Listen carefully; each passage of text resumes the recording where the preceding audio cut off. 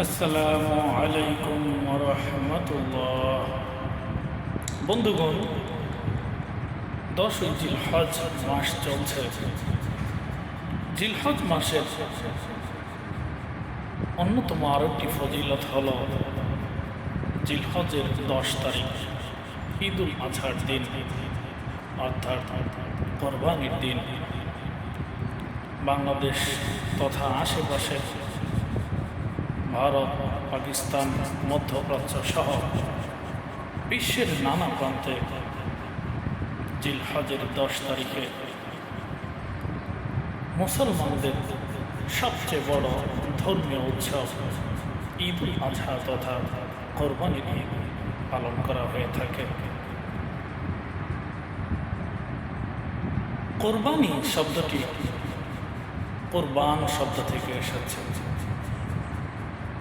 কোরবান শব্দের অর্থ হল নৈকট্য অথবা নৈকট্য লাভ করা। একজন মুসলিম বান্দা অথবা আল্লাহর বান্দি একটা পশু খালিস নিয়তে শুধুমাত্র আল্লাহ তাআলাকে রাজি এবং খুশি করার জন্য, শুধুমাত্র আল্লাহ তাআলাকে সন্তুষ্ট করার জন্য কোরবানি করে থাকে।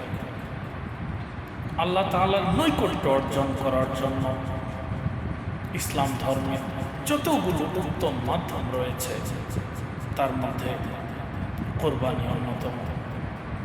একটা পশুকে কোরবানি করে যত সহজে আল্লাহ তাআলার কাছাকাছি যাওয়া যায়, নৈকট্য লাভ করা যায়, অনেক ফজিলত পাওয়া যায়, অনেক বেশি সওয়াবের অধিকারী হওয়া যায়, তা সাধারণত অন্য কোনো মাধ্যম দ্বারা একজন মুসলমানের সম্ভব হয় না।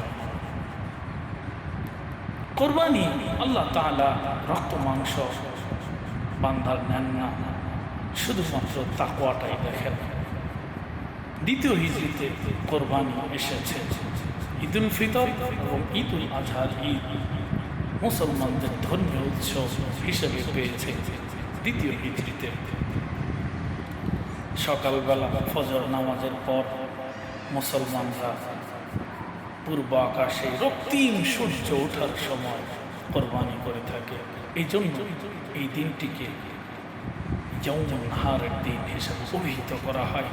রক্ত প্রবাহিত করা, রক্ত প্রবাহিত করলে আল্লাহ